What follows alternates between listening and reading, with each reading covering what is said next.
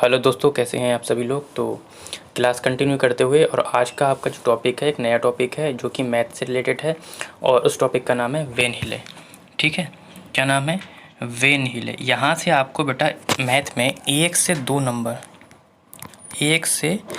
दो नंबर बिल्कुल पक्के हो जाएंगे यदि आप लोग धैर्य बनाकर और पूरा वीडियो देखते हैं। ठीक है, बाकी वीडियो के लास्ट में इसकी प्रैक्टिस भी दी गई है जिससे कि आपको पता भी चलेगा कि क्वेश्चन किस टाइप के आते हैं। वो सारे क्वेश्चन प्रीवियस ईयर के ही उठाए हुए हैं। ठीक है, बाकी आप लोग क्लास को शेयर कर देंगे जिससे कि सारे बच्चों तक क्लास को पहुंच सके। बाकी मैं इसके नोट्स जो हैं क्लास के बाद टेलीग्राम पर अपलोड कर दूंगा, आप लोग वहाँ से जाकर डाउनलोड कर सकते हैं। बाकी किसी भी क्वेरी के लिए, नोट्स के लिए आप लोग व्हाट्सएप कर सकते हैं। फ़िलहाल हम शुरू करते हैं। ठीक, अब यहाँ से क्वेश्चन किस टाइप के आते हैं पहले ये समझ लीजिए। वेन हिले की जो ज्यामिति विचार है बेटा, इसमें आपके 4 स्तर हैं। स्टेजेस की अगर पूछेगा बात, अगर स्टेजेस की बात करूँ तो मैं स्टेज की बात करूँ तो 4 हैं और लेवल की बात करूँ तो 3 हैं। ठीक, क्योंकि लेवल 3 इसलिए हैं क्योंकि 0 से शुरू होते हैं। ठीक है, पहले तो आप ये समझ लीजिए। ठीक है, स्टेजेस कितनी है? 4 हैं। लेवल कितने हैं? 3 हैं। ठीक, अब पहला स्टेज है आपका चाक्षुषीकरण, जिसे हम मानसिक चित्रण कहते हैं। मैं आपको सजेशन दूंगा कि आप लोग इसको इंग्लिश में ही याद रखें क्योंकि हिंदी में इसके काफ़ी नाम आते हैं, आप लोग कंफ्यूज हो जाएंगे। आप लोग केवल इंग्लिश में ही याद रखेंगे विजुअलाइजेशन। क्या याद रखेंगे? विजुअलाइजेशन। ठीक है, अब क्वेश्चन में जब क्वेश्चन देगा तो या तो आपको ये दे देगा चाक्षुषीकरण मानसिक चित्रण, या आपको स्टेज 1 दे देगा, या आपको लेवल 0 दे देगा। तो आपको तीनों तरीके से इसके नाम याद होना चाहिए। दूसरा, इसका सीक्वेंस पूछ लेता है।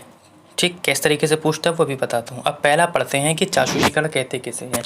इसमें क्या होता है बेटा कि इस स्तर पर बालक जो होता है ज्यामितीय आकृतियों को उनकी दिखावट के अनुसार या भुजाओं के आधार पर क्या कर लेता है? वर्णित और वर्गीकृत कर लेता है।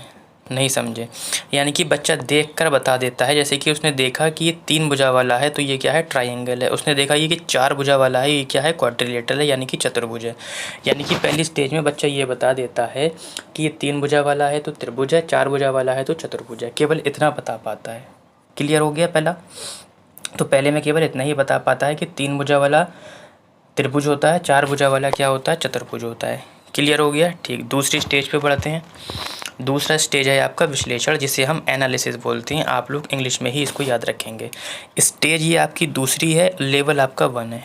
ठीक है, इस स्तर पर क्या होता है? बालक ज्यामितीय आकृतियों को उनके गुणों के आधार पर, अभी तक हमने पढ़ा था कि बच्चा 3 भुजा देख रहा है तो बता रहा है त्रिभुज है, 4 भुजा देख रहा है तो बता रहा है चतुर्भुज है, लेकिन अब वो गुणों के आधार पर भी बता देता है। जैसे कि अब त्रिभुज में भी कौन सा त्रिभुज है, जैसे कि उसने देखा तीनों भुजाएं बराबर हैं, तो गुण में पता चला कि तीनों भुजाएं बराबर होता है तो उसका नाम क्या होता है? इक्विलेटरल ट्रायंगल होता है। क्या नाम होता है इसका? इक्विलेटरल ट्रायंगल होता है। उसने देखा कि 2 भुजा बराबर हैं, एक भुजा डिफरेंट है, तीनों भुजा बराबर है ना, इसमें इक्विलेटरल ट्रायंगल हो गया। 2 भुजा बराबर हैं, एक भुजा अलग है, आइसोस्केलस हो गया। तीनों भुजा अलग अलग हैं यानी कि स्केलन हो गया, स्केलन ट्रायंगल हो गया। तो बात को समझ रहे हैं जब वो गुणों के आधार पर बता देता है। जैसे कि अब मैंने चतुर्भुज पढ़ा था, तो अगर उसने इसमें पढ़ा 4 भुजों वाला तो स्क्वायर है, ये क्या है? ट्रायंगल है, यानी कि आयत है।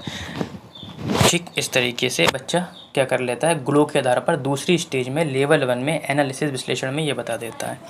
पॉइंट क्लियर हो गया? तीसरी स्टेज पे चलते हैं जिसे हम औपचारिक निगमन बोलते हैं। इंग्लिश में हम इसे इनफॉर्मल डिडक्शन, और लेवल की अगर हम बात करेंगे तो लेवल हमारा 2 आ जाता है। इसमें हम क्या कर पाते हैं? इसमें जो बच्चा होता है आकृतियों को परिभाषित करके क्या कर देता है? उसमें समानता और असमानता बता देता है। क्या बता देता है? समानता और असमानता बता देता है। समानता जैसे कि मैंने चतुर्भुज बताया था आपको, चतुर्भुज में उसने क्या पढ़ा? स्क्वायर पढ़ा और रेक्टेंगल पढ़ा। अब वो इसमें समानता और असमानता बता देता है कि इसमें 4 भुजाएं होती हैं, इसमें भी 4 भुजाएं होती हैं, इसकी चारों भुजाएं इक्वल होती हैं, इसकी आमने और सामने की भुजाएं इक्वल होती हैं। ठीक, इसमें प्रत्येक कोण 90 डिग्री का होता है, इसमें भी होता है। इसके जो डायगोनल होते हैं एक दूसरे को समद्विभाजित करते हैं, लेकिन 90 डिग्री पर नहीं काटते हैं, लेकिन इसके 90 डिग्री पर काटते हैं। इस तरीके से क्या कर लेता है बच्चा, समानता और असमानता बता देता है और उसका सूत्र भी याद कर लेता है, यानी कि बता देता है कि अगर हम पेरीमीटर निकालते हैं किसी भी स्क्वायर का, अगर पेरीमीटर निकालते हैं तो 4a हो जाता है, यानी कि 4 इंटू भुजा हो जाती है, 4 इंटू भुजा हो जाती है। अगर मैं इसका एरिया निकालूंगा तो भुजा का स्क्वायर हो जाएगा। इसी तरीके से अगर इसका आयत का यानी कि रेक्टेंगल का पेरीमीटर निकालते हैं तो 2 इंटू एल प्लस बी हो जाता है। यदि एरिया की बात अगर मैं करूँगा तो इसका एरिया क्या हो जाता है, एल इंटू बी हो जाता है। यानी कि अब वो इसमें क्या कर लेता है, औपचारिक डिडक्शन में, सॉरी इनफॉर्मल डिडक्शन में क्या कर लेता है बच्चा, सूत्र भी याद कर लेता है, समानता और असमानता बता देता है, लेकिन क्या नहीं कर पाता है, सिद्ध नहीं कर पाता है। और प्रायः ये जो कौशल होता है आपका उच्च प्राथमिक स्तर पर क्या है, इस्तेमाल किया जाता है, यानी कि विकसित होता है। तो इस तरीके से भी क्वेश्चन पूछ सकता है कि उच्च प्राथमिक स्तर पर कौन सा कौशल यूज़ किया जाता है, तो इनफॉर्मल डिडक्शन किया जाता है। ठीक है, सिद्ध नहीं कर पाता है, लेकिन जस्ट इसके अगले ही स्टेजेज में यानी कि 4 स्टेज में, जिसे हम फॉर्मल डिडक्शन औपचारिक बोलते हैं, लेवल 3 होता है। इसमें क्या कर लेता है, तर्कपूर्ण तरीके से परिभाषा बता देता है, यानी कि अब उसकी परिभाषा का निर्माण खुद से कर लेता है और स्वयं कर लेता है, और प्रमेय तथा उपप्रमेय में संबंध बता लेता है, तथा उन्हें जो सूत्र अभी वो सिद्ध नहीं कर पा रहा था अब वो सिद्ध भी कर लेता है। ठीक है, सिद्ध भी कर लेता है। ठीक, अब प्रायः ये कौशल 10वीं स्तर पर ही विकसित होता है। ठीक है, ये आपका क्लियर हो गया। क्वेश्चन कैसे बनते हैं ये देखते हैं। पहला क्वेश्चन, ये सब प्रीवियस ईयर के क्वेश्चन है, आप लोग परेशान नहीं होंगे किस तरीके से क्वेश्चन बनते हैं, तो देख लीजिए। इधर सारे के सारे जितने भी क्वेश्चन लिए हैं 4 से 5 सारे प्रीवियस ईयर के क्वेश्चन हैं। देखिए, प्राथमिक स्तर पर बच्चे दी गई आकृति को उनकी दिखावट के आधार पर वर्गीकृत करने के योग्य हैं। वेन हिले के अनुसार वे ज्यामिति के डैश स्तर पर हैं।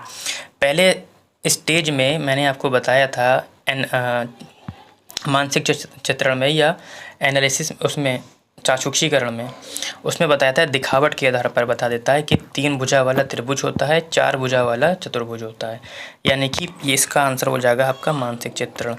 अब ज़रूरी नहीं है यहाँ पे ये सारे ऑप्शन दे रखे होते हैं, हो सकता है यहाँ पे लेवल हो सकता है यहाँ पे लेवल 0 दे रखा हो सकता है यहाँ पे आपका स्टेज 1 दे रखा हो, तो आपको तीनों चीज़ें याद होनी चाहिए। ठीक है, आगे बढ़ें।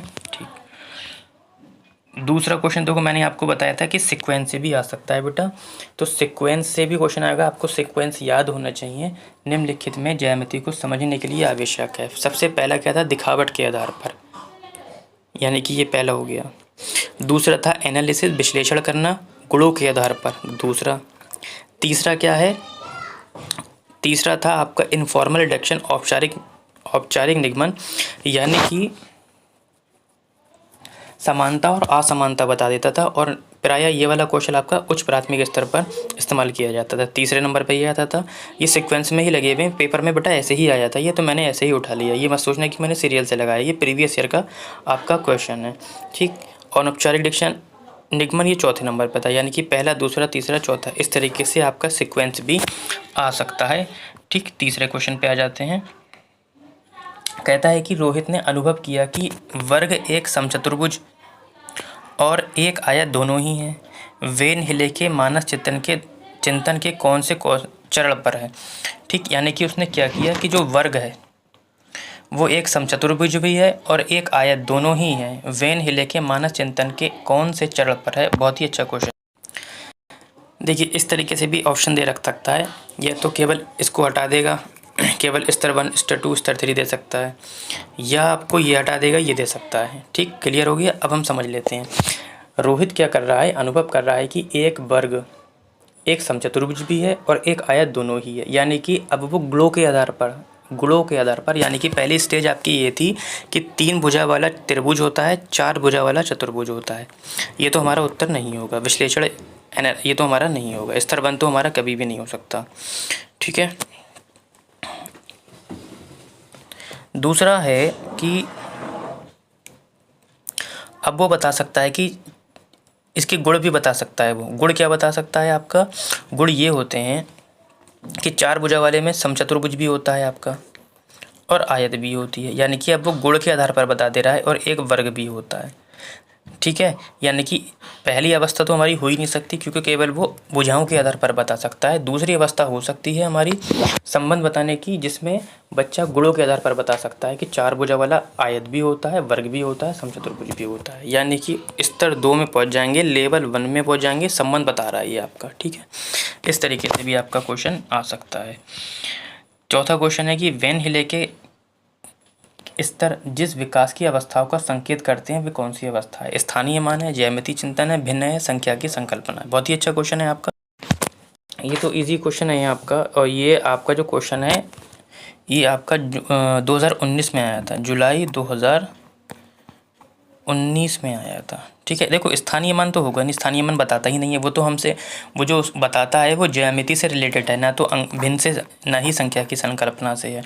वो ज्यामिति से है बेटा, ज्योमेट्रिकल से तो है ना, ज्योमेट्री से तो है ना वो, यानी कि ज्यामितीय चिंतन से रिलेटेड है, जिसमें वो हमें क्या बताता है, भुजाओं के आधार पर, वर्गों के आधार पर, वर्णों के आधार पर, गुणों के आधार पर, ये तो बताता है।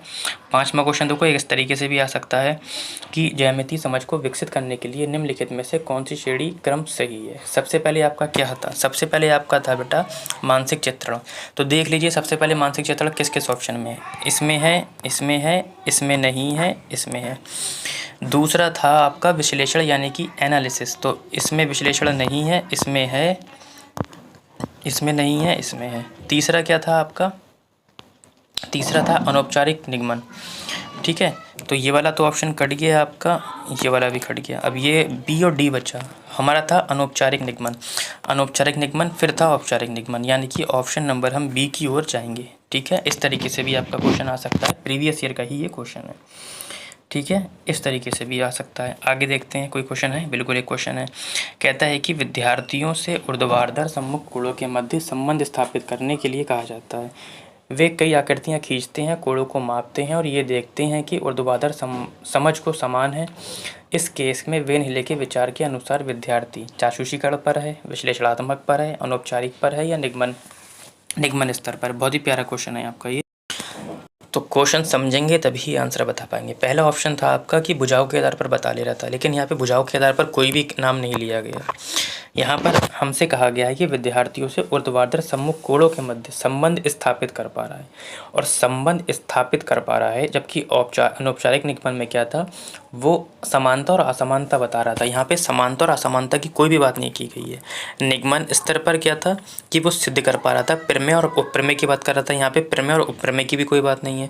आप लोग इस तरीके से भी ऑप्शन तक पहुंच सकते हैं अगर यदि आपको चारों ऑप्शन के यानी कि चारों स्टेजेस के बारे में अच्छे से पता है। यानी कि विश्लेषणात्मक यानी कि एनालिसिस में मैंने आपको बताया था, बच्चा क्या कर पा रहा था, आकृतियों को उनके गुणों के आधार पर समझ रहा था और वर्गीकृत कर रहा था।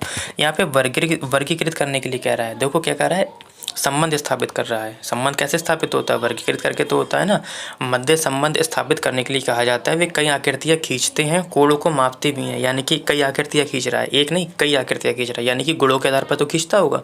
और ये देखते हैं कि ऊर्ध्वाधर समान है, यानी कि इसका ऑप्शन हो जाएगा आपका ऑप्शन नंबर बी हो जाएगा। तो चारों ऑप्शन पे आपकी क्या होना चाहिए?